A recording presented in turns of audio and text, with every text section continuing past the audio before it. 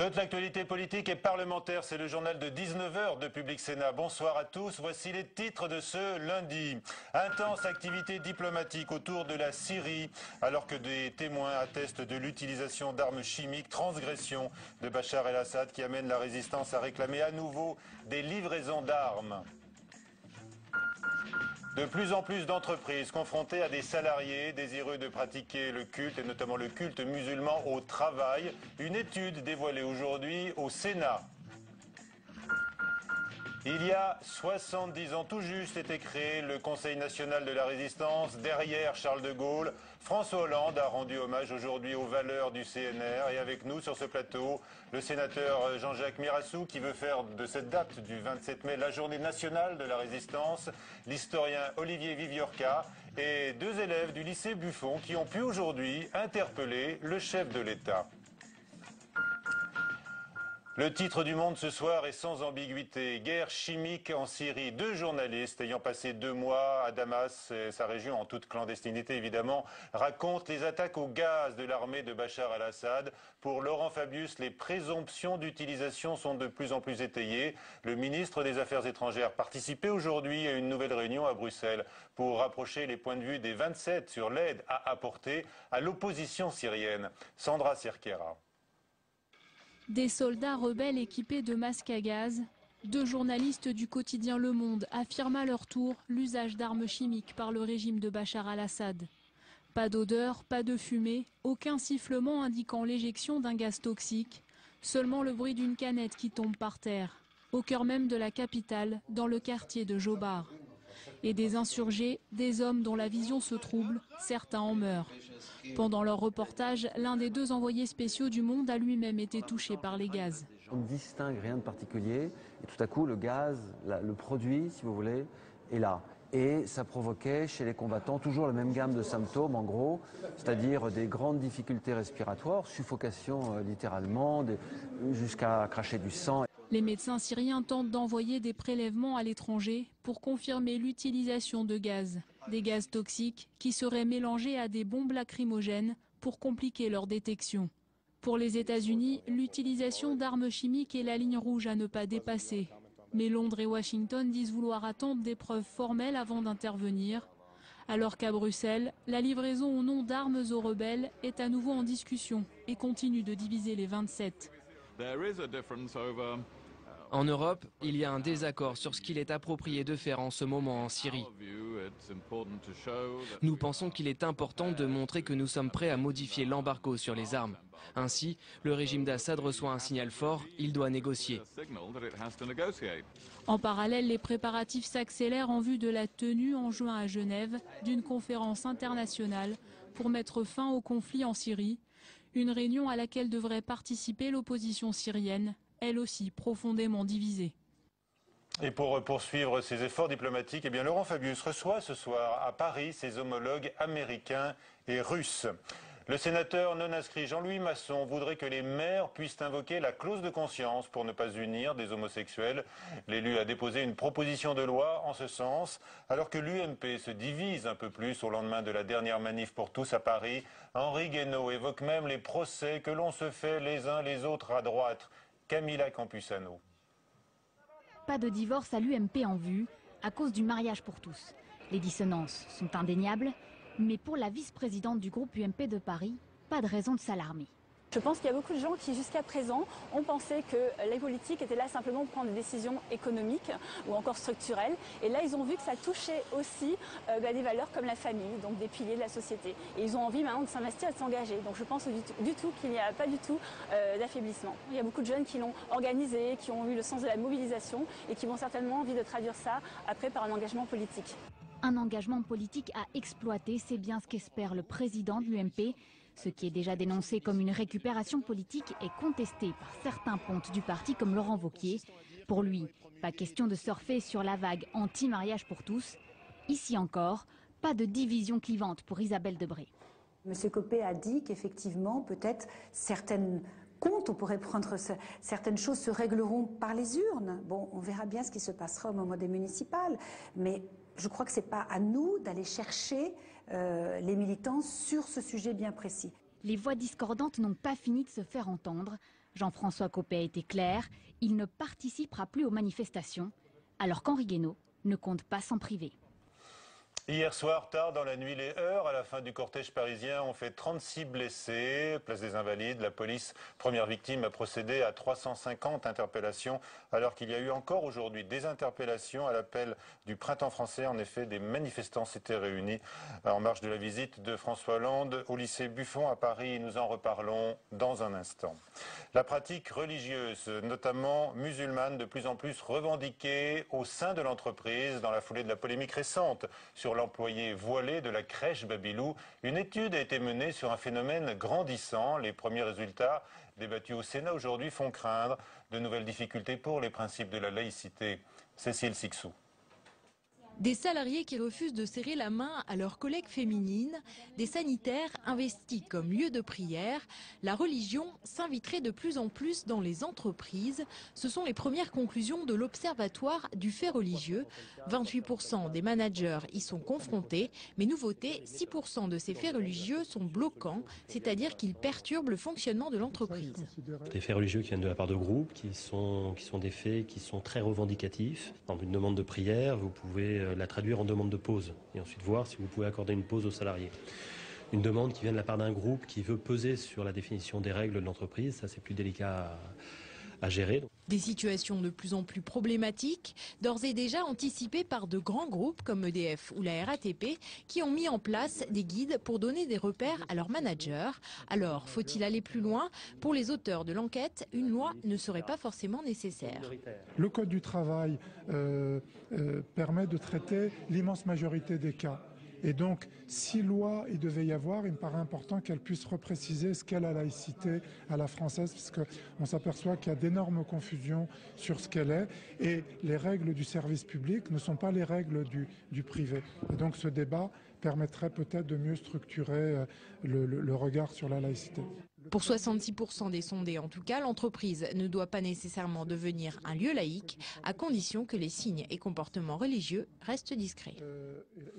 L'ancien maire d'Hénin-Beaumont, Gérard Dallongeville, s'est présenté aujourd'hui devant le tribunal correctionnel de Béthune. Nouvelle affaire embarrassante pour le PS. L'ex-élu, qui veut que témoigne d'ailleurs François Hollande, est jugé pour détournement de fonds publics. Il avait dénoncé un financement occulte dans la Fédération socialiste du Pas-de-Calais.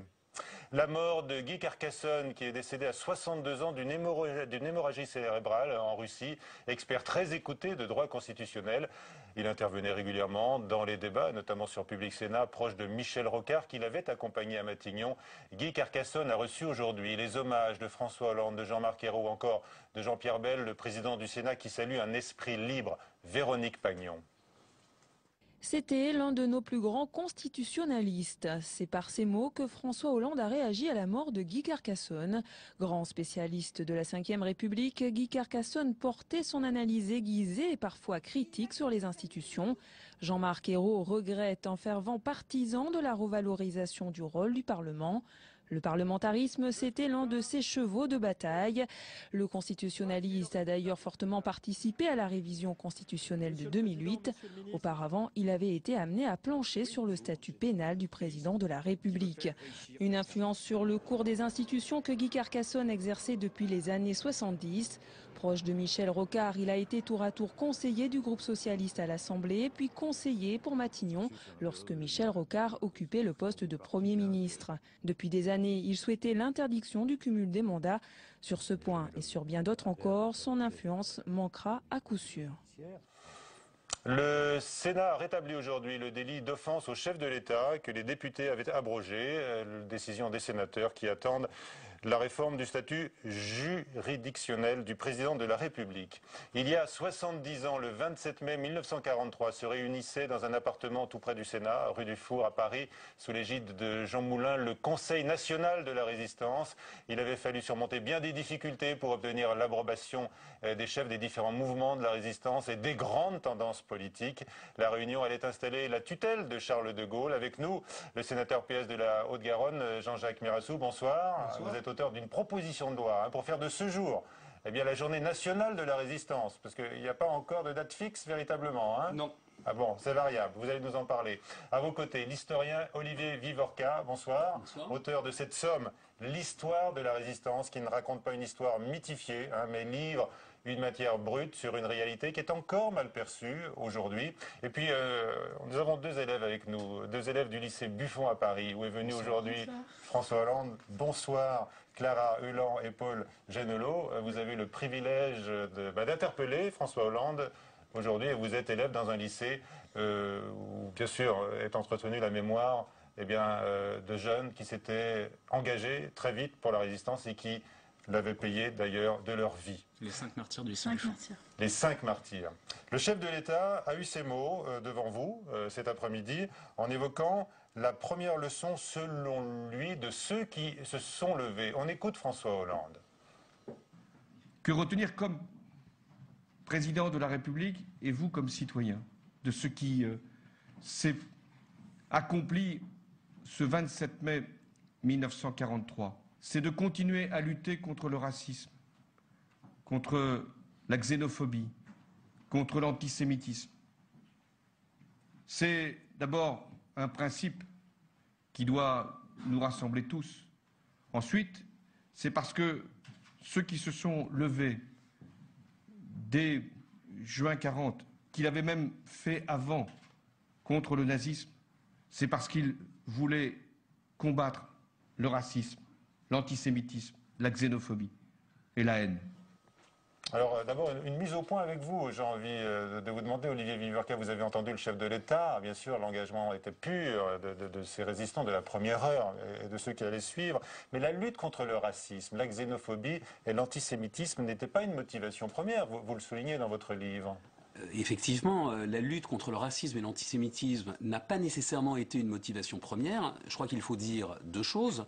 Premièrement, toute une partie de la résistance était en 1940-1941 dans une certaine mesure antisémite. Et c'est le cas d'un certain nombre de mouvements qui tonnent contre la présence trop ostensible des Juifs dans la société française. L'autre élément, c'est que effectivement, cet antisémitisme va disparaître. C'est-à-dire qu'en 1943-1944, plus aucun mouvement de résistance ne va oser écrire dans ses colonnes des propos antisémites. Mais en même temps, je crois qu'il faut le souligner avec force, jamais la résistance, qu'il s'agisse de la résistance extérieure du général de Gaulle ou de la résistance intérieure des mouvements ou des réseaux, n'a fait de la lutte contre la persécution antisémite une ardente obligation. Donc elle n'était pas hantée par le sauvetage des Juifs, dites-vous. Donc il faut saluer l'action des justes alors. Il faut saluer l'action des Français ordinaires, qui, eux, effectivement, ont contribué à sauver 75% de la communauté des Juifs qui vivaient en France en 1939. Alors, vous parlez donc de l'antisémitisme qui était très établi à l'époque en France, et en ce sens, bien sûr, Daniel Cordier, le secrétaire de Jean Moulin, a été interpellé aujourd'hui. C'est vous, Paul, hein, c'est vous, Clara, qui l'avez interrogé sur ce point-là précis, et ça a été un moment très émouvant, puisqu'on a retrouvé évidemment Daniel Cordier, toujours en colère contre lui-même à propos de son antisémitisme de l'époque. Quand je suis arrivé à Paris, quand Moulin m'a demandé de monter son secrétariat à Paris, il était à Lyon, et je m'étais promis d'aller à l'Arc de Triomphe à pied, de traverser depuis la gare jusqu'à l'Arc de Triomphe. Et quand je suis retourné de l'Arc de Triomphe vers le café où j'avais rendez-vous avec mon courrier, est venu à ma rencontre un homme avec sur son par-dessus, pardonnez-moi, l'étoile jaune. Et puis son petit-fils ou son fils qui avait également une étoile jaune. Et à cet instant, il s'est passé en moi quelque chose, c'était insupportable. C'était insupportable de penser que ces innocents avaient un ennemi qu'ils ne connaissaient pas, dont je faisais partie et dont beaucoup, hélas, de Français faisaient partie. Et j'aurais voulu l'embrasser, mais surtout l'embrasser pour lui demander pardon. Et de ce jour-là, heureusement, c'était fini. Voilà, Clara, comment est-ce que vous avez reçu ces paroles de Daniel Cordier? Ça m'a beaucoup émue. Enfin, le parcours, l'histoire de cet homme qui était quand même royaliste, maurassien, antidémocrate, antisémite, enfin, qui avait tout pour rejoindre Pétain et qui était finalement profondément patriote. Et c'est ça qui l'a fait se soulever contre les Boches, comme il les appelle. Et c'était juste très honnête, et je pense que le fait qu'il le regrette encore aujourd'hui est assez représentatif. Vous, Clara, et vous, Paul, qu'est-ce qui vous a motivé pour vous intéresser à ce point à cette période de l'histoire? Et quelle image est-ce que vous conservez aujourd'hui de la résistance? Moi, ce qui m'a permis de vraiment m'intéresser à cette période, c'est d'abord la proximité dans le temps. Je trouve qu'on s'intéresse plus facilement à une période qui est non lointaine qu'à une période qui est lointaine. Ensuite, l'image que je garde de la résistance, c'est une poignée d'hommes qu'on peut vraiment qualifier de héros. Parce que ils se sont jetés à corps et âme dans la bataille, alors que matériellement, ils avaient très peu de chances de remporter cette guerre. Et finalement, ils y sont parvenus. Vous avez analysé les motivations des jeunes qui avaient votre âge à l'époque? La plupart étaient profondément patriotes, et surtout, ils étaient très jeunes. Ils avaient 16, 17, au plus 21 ans. Enfin, pour ceux qu'on a vus dans le film Alias Caracalla qu'on nous a montré ce matin même. Et puis, ils se sont même pas... Enfin, on nous a... Les résistants qu'on a interviewés aujourd'hui nous ont dit, on ne s'est même pas posé la question, ça nous a paru évident. Puis d'autres étaient profondément contre l'arrivée des Allemands en France. C'est rare d'entendre des jeunes de votre âge parler de patriotisme aujourd'hui.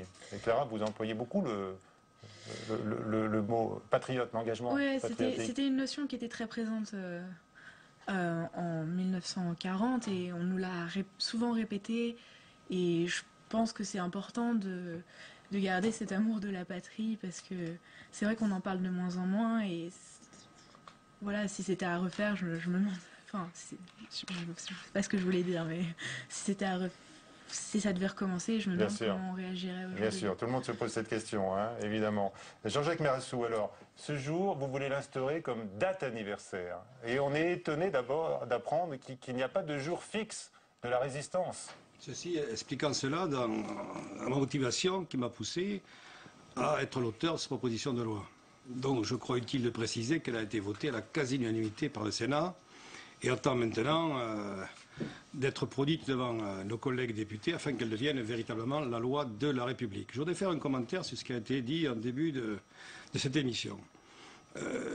Sur quel thème sur ce que vous avez évoqué par rapport à l'antisémitisme. Oui. Le socle de l'idéologie nazie, c'est effectivement, au-delà des visées expansionnistes de l'Allemagne, c'était quand même une attaque directe, franche, massive contre la dignité humaine, et singulièrement en ce qui concerne le peuple juif. Et contrairement à ce qui se passait d'un côté, le socle de la résistance, c'était de cristalliser dans ce mouvement les valeurs de la République, liberté, égalité, fraternité, et donc dignité humaine aussi. Donc moi, je ne m'inscris pas dans cette approche millimétrique de la vision de l'histoire, et je reste convaincu, parce qu'il y a des exemples patents, je pense notamment à Marcel Langer, qui dirigeait la 35e brigade FTP Moi, qui était un juif apatride polonais, qui a pris toute sa part. Et donc, si à un moment donné, il a éprouvé le besoin, après la guerre d'Espagne, de s'impliquer dans la résistance française, c'est qu'il avait quand même de Podolin l'impression qu'il y avait des injustices qui reposaient sur un racisme et une xénophobie qui étaient patentes. Mais Olivier Vivier, vous précisez dans votre livre, l'histoire de la résistance, que l'idée a été quand même à peine débattue de tenter de faire sauter, par exemple, les trains qui convoyaient les Juifs en Allemagne. Hein. Il n'y a pas eu de... Vous n'avez pas eu, si vous voulez, de mobilisation autour du sauvetage des Juifs. Voilà. Ceci dit, il faut se replacer dans l'époque. Oui. Tous les Français se sentaient victimes de l'occupation. Vous aviez les Juifs qui étaient victimes, effectivement, de cette volonté de destruction. Vous aviez la jeunesse française que l'on envoyait en Allemagne. Vous aviez beaucoup d'éléments, par exemple l'idée que, et c'est rappelé dans le film Alias Caracalla, que si jamais on faisait du sauvetage des Juifs une priorité dans la propagande, on apportait de l'eau à la propagande vichiste et à la propagande nazie qui présentait la guerre comme une guerre pour les Juifs, menée par les Juifs. Et donc tous ces éléments ont, je le répète, empêché la résistance, à supposer qu'elle l'ait voulu, de faire du sauvetage des Juifs une priorité. C'est un fait.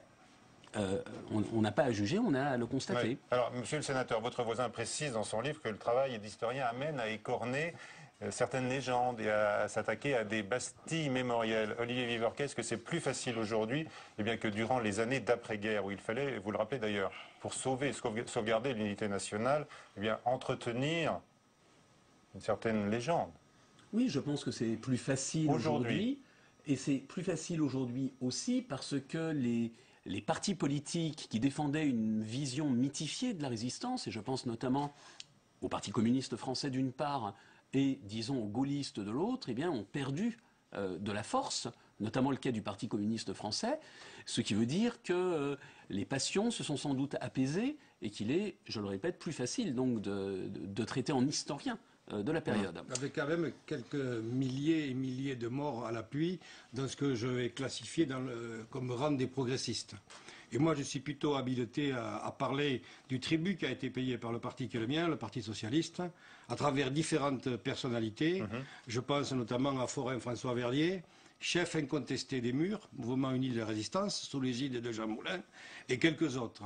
Et dans la ville qui est la mienne, il y a en gros 30 à 40 noms de socialistes qui ont péri au nom de la conception qu'ils se faisaient de la République. Et de leur engagement. Et là, c'est du factuel, donc ça ne suppose aucune interprétation. On peut ajouter que le Parti socialiste n'ayant pas créé d'organisation de résistance qui lui était propre, d'un point de vue mémoriel, on oublie que les socialistes ont été très présents dans la résistance. Enfin, cet ouvrage, bien sûr, rend hommage à tous les Français qui ont donné à leur engagement le sens le plus noble, au péril de leur vie. Et puis on rappelle que tous ces grands résistants, vous le racontez notamment, ils avaient bien sûr la pilule de cyanure.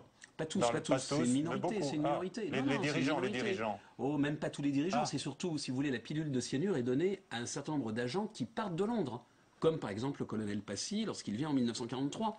Mais j'ai envie de dire, le résistant moyen et voire le chef de mouvement n'a pas de pilule de cyanure. Alors le chef de l'État, il a évoqué l'héritage et les valeurs du CNR aujourd'hui, lors de son discours au lycée Buffon. Alors on voit ce que le CNR a pu laisser comme héritage à la France, comme réalisation, comme valeur. On voit ça avec Joachim Robb. C'était il y a tout juste 70 ans la première réunion du Conseil national de la résistance, une réunion historique. Car pour la première fois, sous la direction de Jean Moulin, toutes les tendances de la résistance se mettent d'accord sur un programme pour la France libérée. 70 ans après, le président de la République a rendu hommage aux hommes, mais aussi aux idéaux de ce printemps 43. Les principes subsistent et sont pour nous une croyance et une promesse aussi encore pour notre avenir. Celle d'un renouveau de la France vers la modernité, mais aussi vers la justice. Ce programme était révolutionnaire et a engagé durablement notre avenir.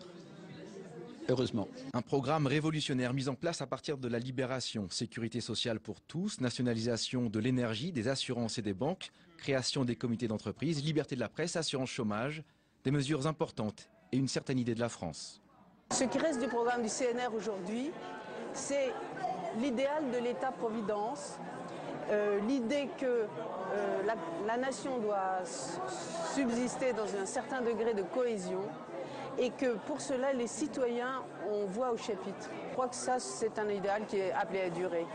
Un idéal toujours porté par les acteurs et aujourd'hui grands témoins de cette histoire qui en appelle aux jeunes d'aujourd'hui. Ces valeurs de notre République française sont absolument essentielles. Et vous maintenant, est-ce que vous allez continuer à les garder vivantes, comme on l'a fait quand j'ai entendu votre âge? Merci. Merci beaucoup. Alors Jean-Jacques Mirassou, il y a toujours un combat autour des valeurs et des acquis, peut-être plus que jamais d'ailleurs, parce qu'on en parle assez fréquemment dans les discours politiques. Oui, le Conseil national de la résistance s'était assigné deux missions. D'abord, lutter d'une manière plus efficace, plus organisée contre l'occupant, et dans un deuxième temps, asseoir sur le plan programmatique ce qui allait constituer la feuille de route après la victoire. Mais ce que je voudrais dire, indépendamment de ce qui a été évoqué, qui repose sur des concepts complètement novateurs, par exemple, assurer l'intérêt général par le biais d'un certain nombre de nationalisations, tout en induisant sur le plan social, sur les retraites, la répartition, et sur l'assurance maladie, la solidarité. Ce qui est de puissamment novateur et qui correspond, à mon sens, à un acte politique véritablement fondateur, c'est qu'en 1943, au moment où la France était sous la botte nazie, eh bien, un certain nombre d'esprits éclairés, dans un geste éminemment politique, ont anticipé sur ce que seraient les jours heureux, puisque c'est le titre. Et je trouve qu'au moment où beaucoup de Français cédaient à la résignation, c'était un acte de lucidité sur le plan politique qui est majeur, dont devrait s'inspirer à la fois l'ensemble des citoyens qui ont trop tendance à se distancier de la politique, mais en même temps quelques politiques actuellement qui cèdent au fatalisme ou à la résignation, parce qu'il y a un exemple de volontarisme et de lucidité à aller chercher du côté du CNR. Clara, Paul, ce sont aussi des considérations qui vous ont passionné sur cette période? Dans l'ensemble, oui. Dans l'ensemble, oui. Vas-y. Bah, les discours étaient vraiment émouvants et on sentait qu'en clair, ils en avaient bavé. Donc ils nous laissent une motivation pour continuer à forger cette société dont ils rêvaient, qui est pas encore là aujourd'hui, il reste pas mal de défauts comme on le voit en ce moment. Ils nous donnent cette motivation à continuer de forger cette société pour qu'elle soit plus juste, égalitaire et belle, quoi, tout simplement. Olivier Orca, vous dites là encore que le CNR n'a peut-être pas forcément établi toutes les bases de la reconstruction. Je ne dis pas tout à fait ça, si je ne m'abuse. Je rappelle que beaucoup de principes que le CNR défend ont été des principes débattus dans l'avant-guerre. Ce que je veux dire, c'est qu'on affirme que le CNR, si vous voulez, on a l'impression que le programme du CNR, qui date de 1944, a inventé des solutions qui n'existaient pas auparavant. En d'autres termes, que la résistance aurait porté une idéologie ou des mesures originales. Elle venait de plus loin. Mais les nationalisations, le problème est évoqué dès 1919. Les socialistes demandent des nationalisations durant l'entre-deux-guerres. La demande de sécurité sociale ne naît pas au moment de la Seconde Guerre mondiale. Donc si vous voulez, le premier élément que je souligne, c'est que le programme du CNR, du point de vue idéologique, n'est pas nouveau. Le second élément, c'est que vous avez, dans ce programme très novateur, un certain nombre de manques. Rien sur le droit de vote des femmes, par exemple. Tout simplement parce que les radicaux s'y seraient opposés. Rien sur les peuples colonisés. Alors on peut taxer cette remarque d'anachronisme. On se rappelle quand même qu'en 1945, il se passe un certain nombre de choses à Sétif et à Guelma. En revanche, et c'est l'élément important, ce que fait le CNR dans son programme, c'est de créer un consensus. C'est-à-dire que ces mesures, les nationalisations, la sécurité sociale, qui étaient des facteurs de division, deviennent des éléments autour desquels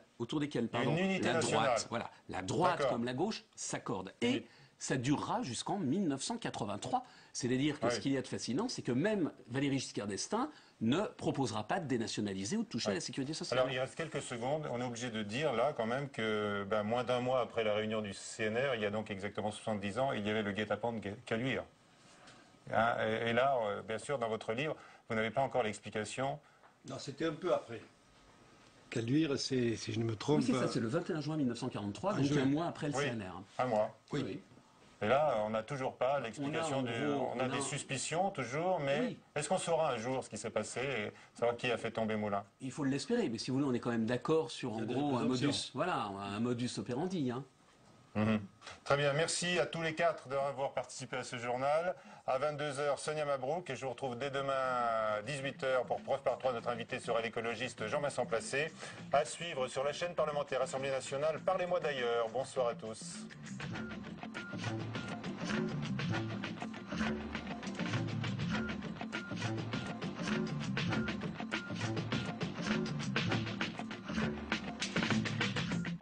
On connaît son vieux port, ses calanques, son équipe de foot et ses règlements de compte, mais Marseille, ville millénaire, ne veut pas se laisser caricaturer et devient pour un an la capitale européenne de la culture. Pour nous guider dans cette balade inattendue, Michel Cordès, alias Roland de Plus belle la vie. Anne-Marie, elle se bat pour la culture dans les quartiers nord depuis 25 ans. Et Alain Combat, figure du syndicalisme local. Itinéraire bis vous emmène à la découverte de Marseille-Provence 2013. Itinéraire bis, jeudi à 22h30 sur Public Sénat. Pour ce nouveau numéro de Culture T, Jean-Philippe Lefebvre est sur l'île de Beauté et part à la rencontre de ses talents. La soprano Battista Acquaviva ouvrira l'émission pour ensuite laisser la parole à l'humoriste Pido, puis au peintre Pierre Farel, avant de rejoindre Jérôme Ferrari, le prix Goncourt 2012. Culture T, vendredi à 23h sur Public Sénat.